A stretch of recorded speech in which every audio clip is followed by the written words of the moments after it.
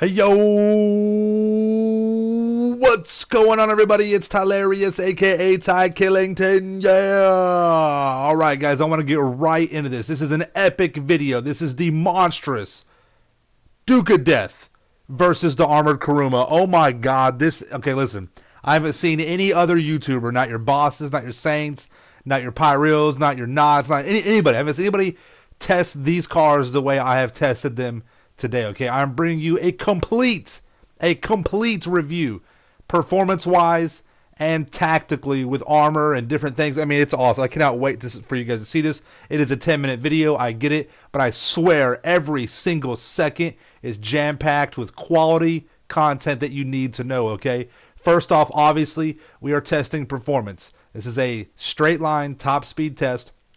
This is the Kuruma on the left and the Duke of Death on the right, and we are testing to see which one is faster. Now, you probably already have noticed the Duke of Death, surprisingly, to me anyways, has pulled out on top. Now, this Duke of Death is surprising me all the way around. I did a video where it was the Duke of Death versus the Impante Dukes, like the regular version, and in my opinion, it was a better performing vehicle performance-wise.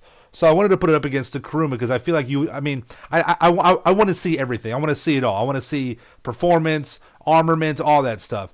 And as you see right here, the Duke of Death comes in much quicker than the armored Kuruma. Pulls in a 126.394 versus a 129.325. I mean, we're talking 3 seconds right there. That's substantial. All right, now we go to the circuit. We actually go to the track. We're about to pull that up right now. Going through this right here. Winner, yeah, chicken dinner, all that good stuff. That's the actual lap time one more time. Wanted to make sure you guys saw that. That way there's no issues with it, all the way loaded up. But now we're going to the circuit, okay? This is the actual track, 5 laps. I know some people want to see more. It's really just 4 laps because the first lap is burnt because of the start. But either way, it's still 4 laps is enough to give a telltale sign of what's going on with this, okay? So anyways, it's a street test. It's not a stunt race. It's a real road condition of the game. And as you see already, the Kuruma is the Armored Kuruma is a tough car to drive. I'm not going to lie. I do struggle with it from time to time. It is kind of, you have to be careful with it. It does kind of kick out on you. It is a fun car to drive. I'll give it that, definitely. The Duke of Death, just like in the video against the regular Dukes, it is a very solid car. It is a very stable car. It is very easy to drive. It's very hard to spin out with this vehicle. Your biggest issue is that because of its understeer, you can easily hit walls and things like that as you're going into a turn, which you kind of have to lay off the gas and stuff like that. With the Kuruma, it has oversteer and it can easily spin out on you, even with the spoiler on there. As you see right here, I get a little bit loose. I'm flicking the joystick. You know, that's the better way to do that so you don't spin out as much. However, it's just a very slidey car. There's no way around it, but it is very quick though. But as you saw previously, the Duke of Death is faster in a straight line, and that does make a difference on a lot of tracks, especially tracks that are fast. And I feel like with a little bit of understeer, you can still manipulate your turns to where you can kind of angle those hairpins and have a decent outcome. It's obviously, you know, the Duke of Death is not the top car in the muscle class, okay?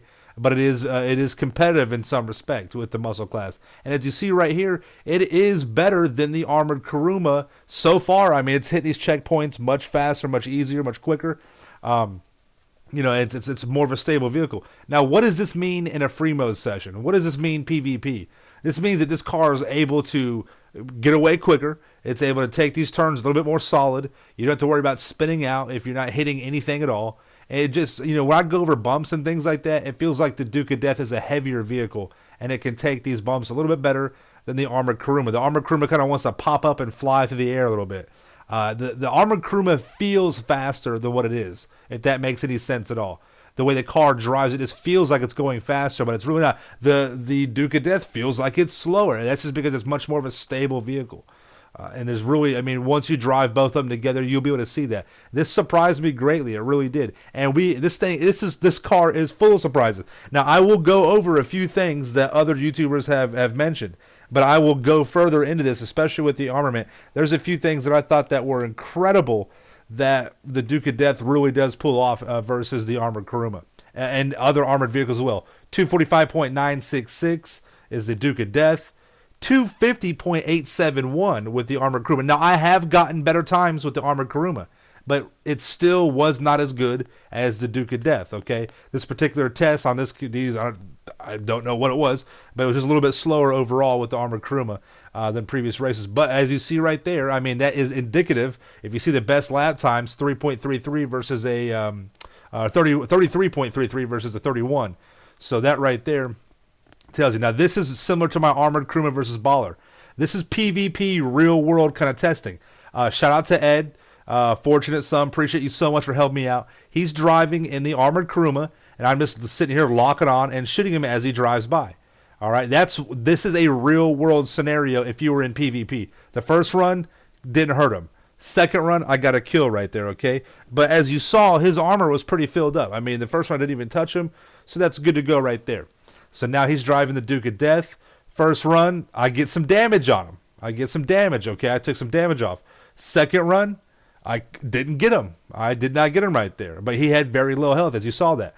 Third run right here, he had half health regen, and I marked him out. So I'm going to call that pretty even right there.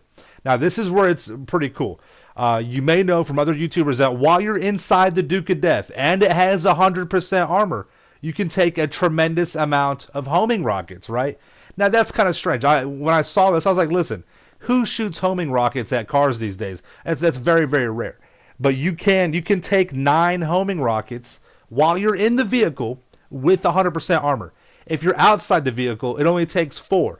But I didn't want to show you that because who cares if you're outside your vehicle and there's 4? I mean, it doesn't matter. You're inside your vehicle if you're using it, correct? I mean, if you're in PvP, if you're in a PvP situation in free mode, you're in your vehicle, okay? But I did want to show you that it's not a fluke or anything like that. You do take a lot more damage. That people might think, oh, okay, well, if a helicopter is in free mode, think about it. A lot of times you don't see helicopters in free mode because they get blown up so easily by homing rockets and by hydras. This is where I really wanted to test this out, okay? I wanted to see, can this thing take damage from a hydra? So Ed's in the hydra. I'm shooting 1 round at a time. That was 1 shot. Didn't blow it up. 2 shots. Did not blow it up. 3 shots. Did not blow it up. I'm freaking out now, okay? 4 shots. Did not blow it up. 5 shots from the hydra cannon. Did not blow it up. 6 shots. Did not blow the car up. 7 shots. Oh my God, I'm freaking out, okay? 8 shots. I cannot believe it. I cannot believe it. 9 shots finally took the Duke of Death out. I mean, I cannot believe that. 1 shot with the Armored Kuruma from the Hydra, and it blew it up. I mean, that is insane. That's a game changer right there. Because what type of weapons do you really take? This is a RPG right here. So now 2 and then 3. That's inside the vehicle, okay? 100% armor. You can take 3, or really just take 2 RPGs before the third one blows you up. The Kuruma, none. If you're outside the Duke of Death, it takes 2. These are sticky bombs right here. That's 1 sticky bomb while inside the vehicle with 100% armor. This is 2 sticky bombs right here. It knocked the car over. And then this is the third one right here.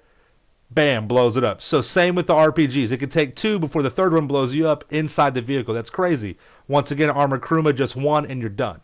Okay, now we're doing a minigun. I wanted to test this out as well. So I'm basing this off how many rounds it takes. As soon as this car blows up, not as it catches on fire, but as it blows up, I'm going to stop the gun. Bam, 9,578 rounds with the Duke of Death. Now with the Armored Kuruma, this is very, very similar, very, very close.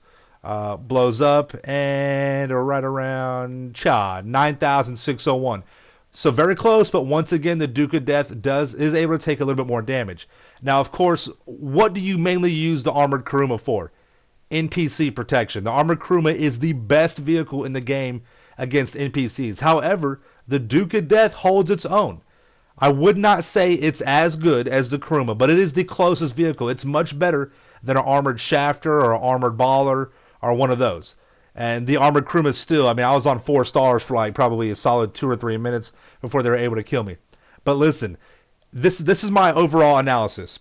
Against single-player NPCs, the Armored Kuruma is still the vehicle to go with.